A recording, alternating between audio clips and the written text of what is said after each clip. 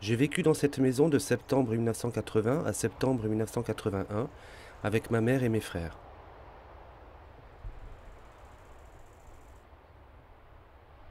J'avais 15 ans.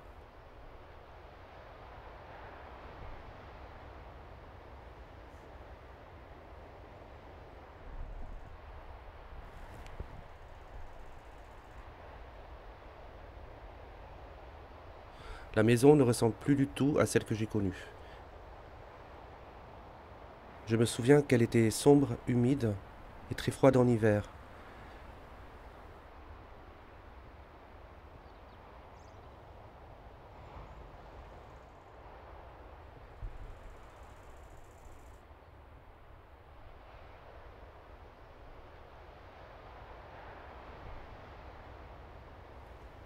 En face de la villa, ce que j'appelle la lande, qu'on pouvait traverser pour rejoindre l'océan.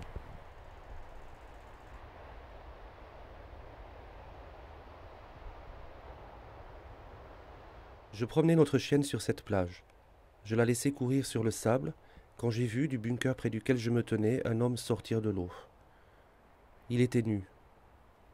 Je n'avais jamais vu d'homme nu. Il ne semblait pas se soucier d'être vu. Je ne sais pas s'il m'a remarqué. Nous étions à plusieurs mètres l'un de l'autre, seuls sur cette plage. Je n'osais plus bouger. J'étais fasciné par ce que je voyais. Il se passait quelque chose en moi. Je ne pense pas que je me rendais compte à ce moment-là. J'ai ressenti une émotion que je n'avais jamais connue. L'homme n'est pas resté longtemps. Tout est allé très vite. Il y eut avant et il y eut après l'homme nu sur la plage. La vie à la Villa des Dunes était gaie. Ma mère travaillait et je m'occupais de mes deux jeunes frères. Souvent, je profitais de sortir la chienne pour retourner sur la plage. Je repensais à l'homme nu.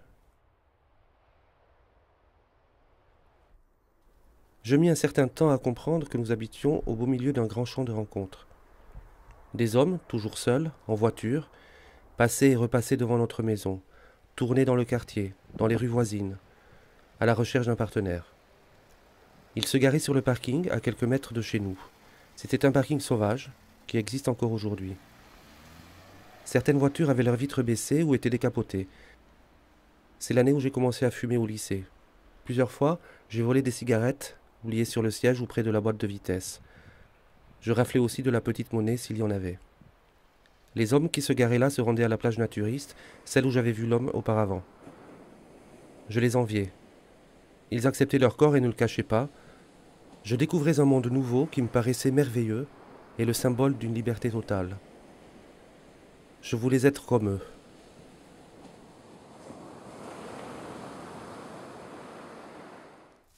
Au retour de la plage, je passais près d'un bosquet.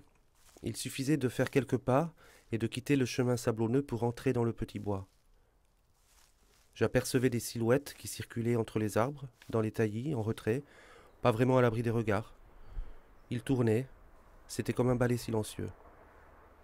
Certains ne bougeaient pas, adossés contre un arbre, ils attendaient. Je ne crois pas être jamais entré dans ces sous-bois ni qu'aucun de ces hommes m'ait abordé. Je devinais qu'il se passait là-dedans des choses inhabituelles et probablement clandestines. J'étais obsédé par les hommes tout au long de cet été. Je traînais dehors des heures entières. Il m'a fallu du temps, peut-être quelques mois, pour affronter cette situation et me rendre à l'évidence. J'aimais regarder les hommes.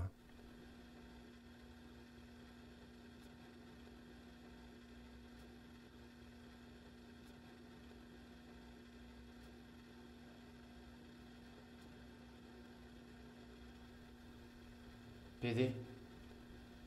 PD.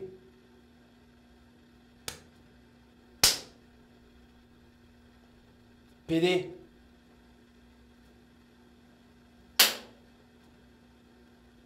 PD. PD. PD. PD. PD. PD. PD. PD. Je passais la plupart du temps avec mes frères. Ils ne devaient rien savoir. Il fallait que je cache ce secret, que je le garde pour moi. Je ne pouvais pas leur en parler, ni à ma mère. Je n'y pensais même pas. S'ils l'apprenaient, ils m'en voudraient sûrement, et leur regard sur moi changerait. Je les dégoûterais peut-être. La vie à la maison a suivi son cours. Ces épisodes se sont fondus dans la vie de tous les jours sans laisser de traces apparentes. Je n'étais bien qu'à la maison, avec mes frères, et sur la plage, seul. C'est prêt ?